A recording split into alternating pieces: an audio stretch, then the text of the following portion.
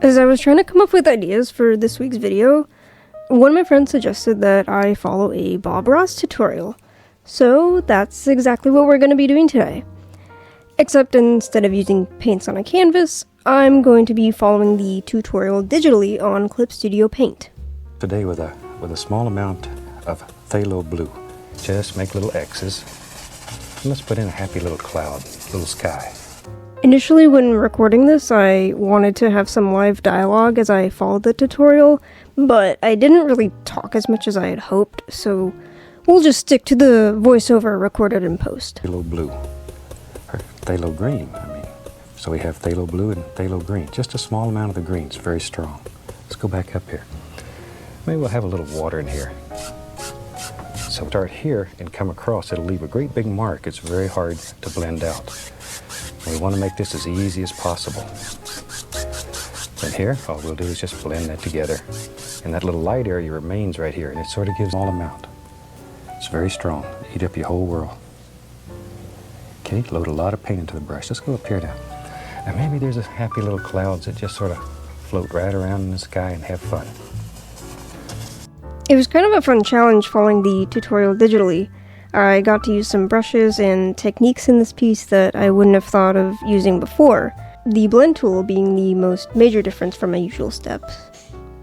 I tend to not really like using the blend tool in any program because it never works in the way that I want it to.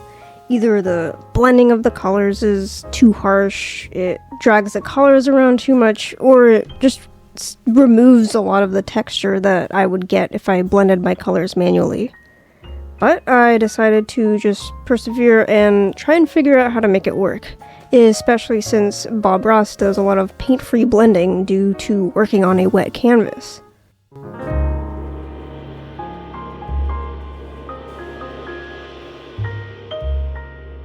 Paint again. See there? Okay, let's go back up here. Now, think where your light's coming from. You have to start making some big decisions now. If you're right-handed, normally it's easier for the light to come from the right side. So let's go right here. Touch, no pressure. Just the weight of the knife. No pressure. Figuring out how to illustrate the mountain was a little bit of a struggle. After getting the overall shape of the mountain, I had to play around with all sorts of different brushes in order to achieve a similar texture to the paint from the palette knife. In his tutorial, the palette knife technique leaves a great texture that makes the mountains appear rocky, so I tried my best using the brushes I had in order to replicate this. I think if I were to do this again for another video in the future, I might search for some Clip Studio brushes that are similar to what Bob Ross uses.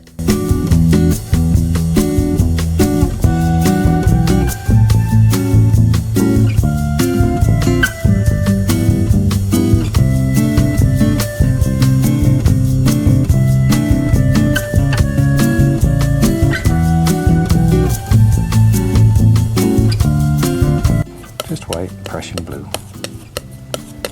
Mix it up to us about that color. Pull it out very flat again. Cut across.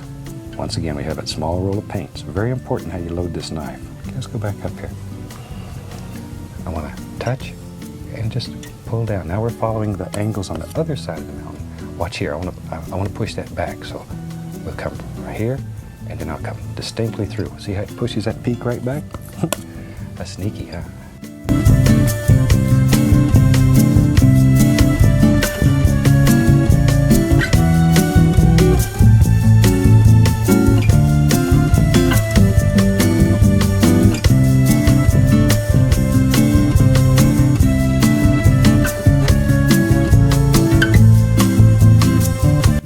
Painting beautiful pictures.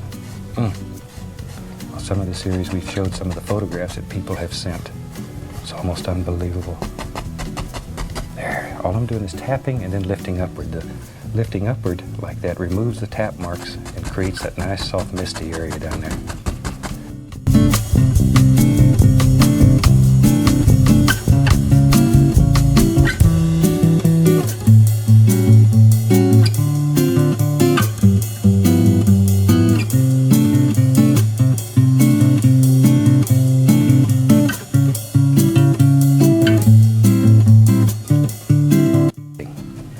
Fantastic. Look at all the little things it makes in there. Looks like just the tops of thousands of little trees far off in the distance.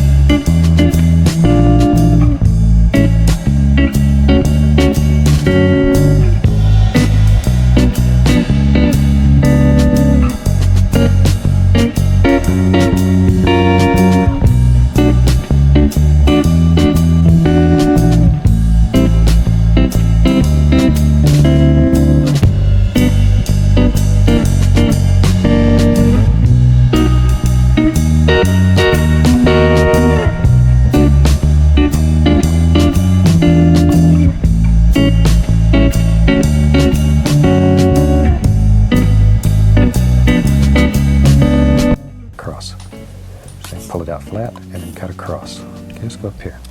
Now then, come straight into the canvas, push very firmly, and just cut in a happy little water line.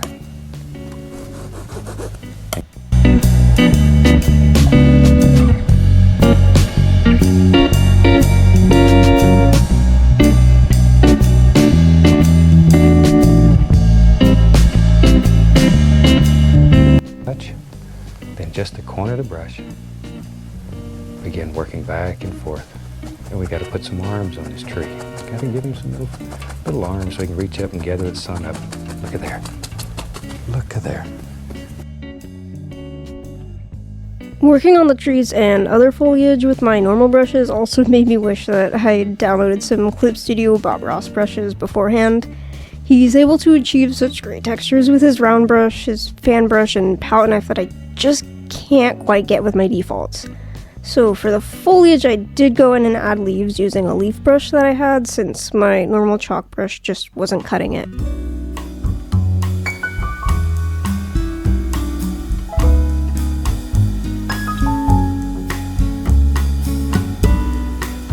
And worry about little forms here. Don't just throw them on at random. See? Make little forms. Think about this all kind of little...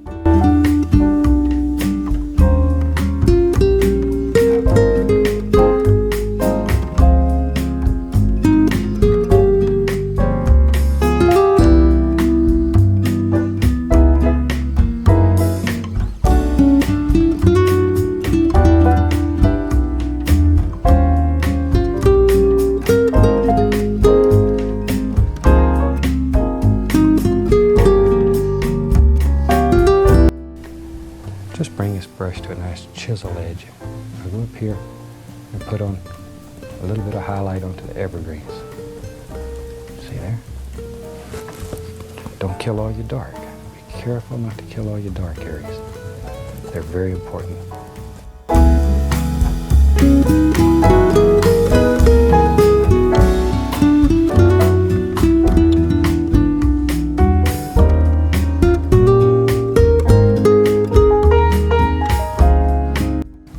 Little path. See how easy a little path is to make? There he goes. And we're going to let him go around behind that tree. We don't know where it goes. It just goes right on around there and hides. We'll take some brown and some white, and then very lightly, barely touch. There's a little blue in there too. Brown, white, touch of blue. It makes gray. See? Just put some highlight on there.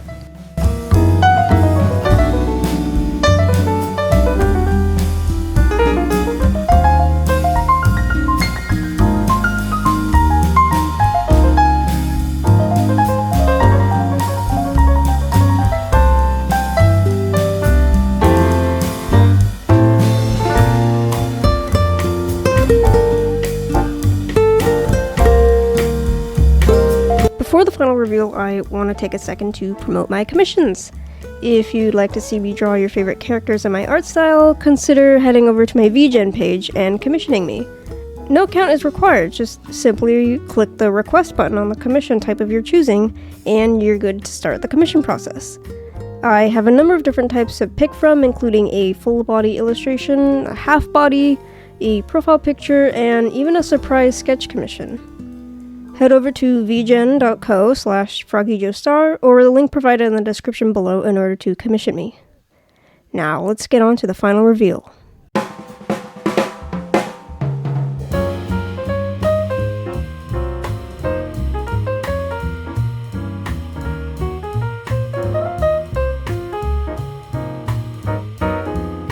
I had a lot of fun following this tutorial.